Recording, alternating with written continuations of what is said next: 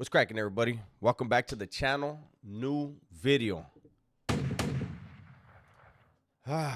So today there was a press conference regarding the Tesla truck explosion in Las Vegas in front of the Trump Hotel. And I found it pretty interesting. I'm sure a lot of you guys are keeping track of it, and for me, I don't watch the news. I don't watch TV. I don't watch movies, anything. But if it pops up on my feed on YouTube, then I'm gonna watch it. I'm gonna listen. I'm gonna give it a go. And I know a lot of people just can't wrap their heads around this, right? Like, what are we seeing? What are we hearing? And because I have a prison background, those of you that are new to the channel, you know, I did 24 years in prison, straight. I've been out almost 8 years. But I talk about how in prison, there's no such thing as a frivolous conversation. Whenever you engage in conversation with someone, whenever you're listening to someone, pay attention to what's not being said as well, right? There's a lot in the middle. And so I'm listening to the media. And, you know, I just really don't trust mainstream media anymore in this country. I think there's too many people trying to get their side in the best light. And the American people are getting shitted on in the process, honestly. One side doesn't choose. One side doesn't trust the other side's media outlets. The other side doesn't. Come on. We need some ethics. We need some unbiased, hard-hitting, factual news pieces, so that we are all informed, man.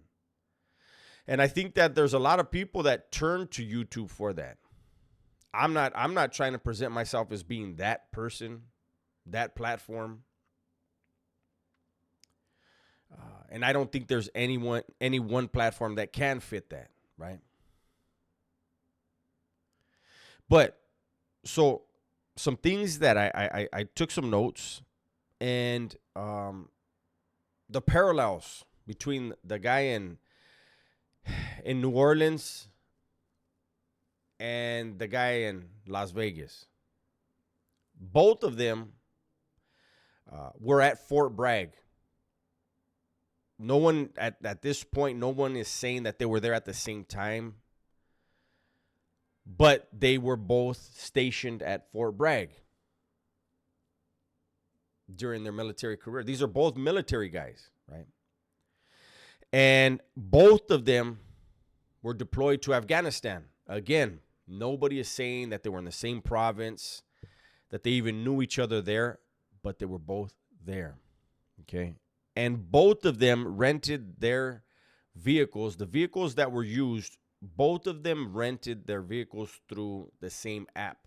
I guess it's called Turo. I don't know. I've never used it. Never heard of it until yesterday. And what an unfortunate thing for that company, right? For Turo. They didn't do anything wrong. They did the same thing that they've been doing. And unfortunately, their app, their business was utilized in delivering death, right? Delivering trauma. And that company didn't do anything. They did everything they've been doing for however long they've been around, however long they've been in business. And how are they to know, right? The people that are renting their cars out, how are they to know that the person picking up that vehicle is intent on hurting people? Now, this guy with the Tesla truck, he was from what I heard today, he was a sergeant with the Green Berets. He was a special forces guy. This is someone who kicked a lot of ass.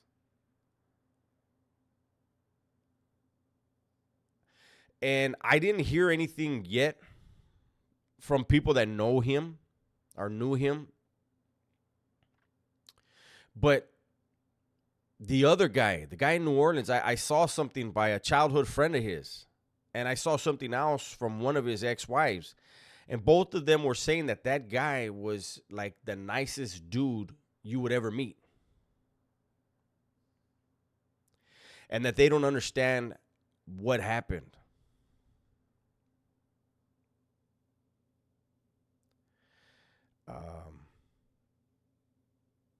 Doesn't it always seem like when something goes bad, there's always people that say they were the nicest people ever, and that's their reality. But it isn't the reality of the people that they hurt.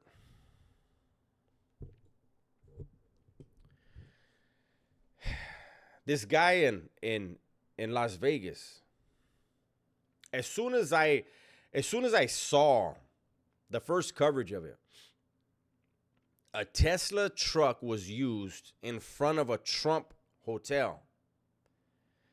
And Elon Musk and Donald Trump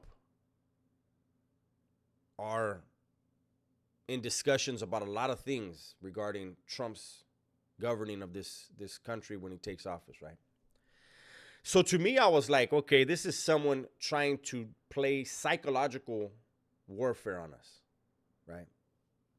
The imagery is a lot. Musk and Trump, that's what they wanted you to be left with. I didn't expect it to be a white guy. Honestly, I didn't. I didn't expect it to be someone who was special forces. Someone who really, really put his life in danger, put himself in harm's way to do the things necessary for our nation. I didn't expect him to be the one in that truck or have anything to do with it. These are both military dudes. But the Tesla truck was, there's a lot of questions, man. There's just a lot of questions. He had other weapons. He had a Desert Eagle, man. He had a rifle. There were other explosives in the truck. Where they fire? Where I don't know what extent. To what extent these were explosives. I don't know the details. I don't know any of that. But how does one of America's finest, one of America's special operations,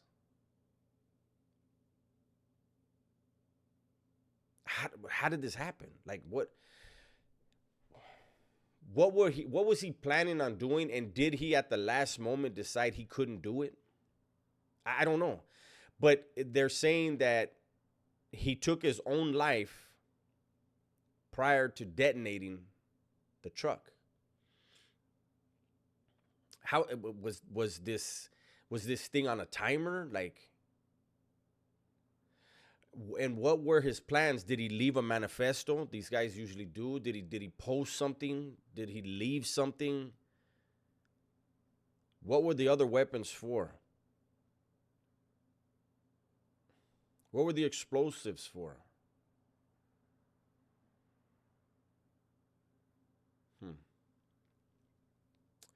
Hopefully he left something so we can try to wrap our heads around it, because what we have right now leaves more questions than anything, right?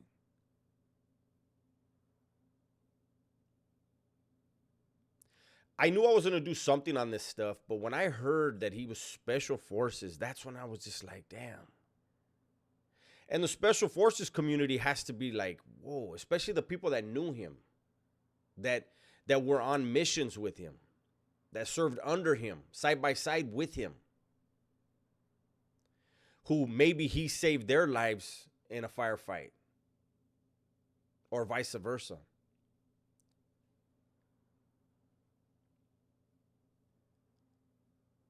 Wow. Just imagine if some of our special forces decided that they were angry at this country, at this government, and they decided with their training, were going to act out. That's a scary thought, man. It's very frightening. These tier 1, tier 2 operators. These guys with knowledge in just about every type of weapon, every type of explosive.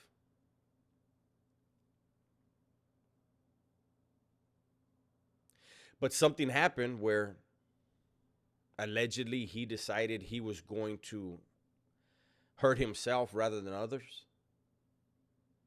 And what was that? They found a cell phone. They found I believe they said an iPhone and an iWatch.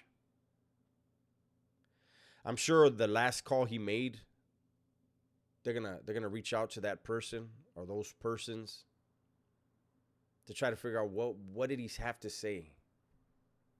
Did he call anyone right before? How long before? The one in Louisiana, they're saying that there's a lot of knowledge about of what he did.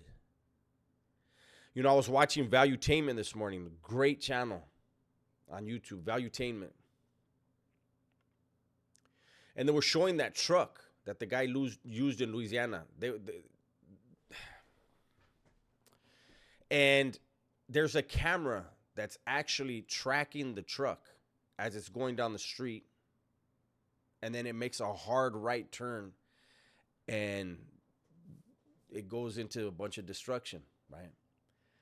And they made a good point.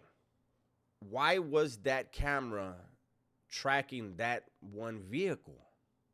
Is this something they did after? Was this a stationary camera? Like how? I obviously it wasn't stationary. Was the tracking done after, or was it in real time? Again, we have a lot of questions.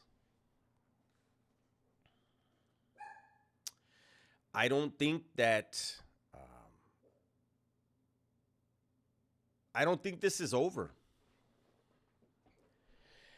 I don't think I want to be wrong though. I really want to be wrong. And you know, one thing, you know, people right now are saying stay away from, you know, public events. And we don't want to live in fear, but we have to live smart. There are certain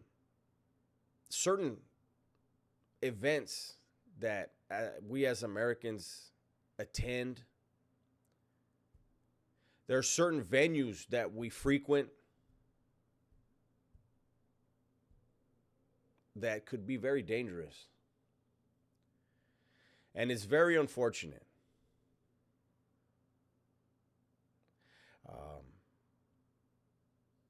I don't know. I'm just rambling. I'm thinking. You know, I don't write anything down. I took a few notes on just the parallels here. But I don't know what's going on. None of us do.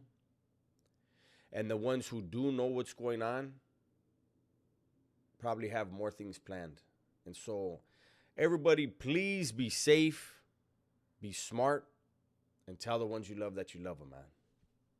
I'm out of here.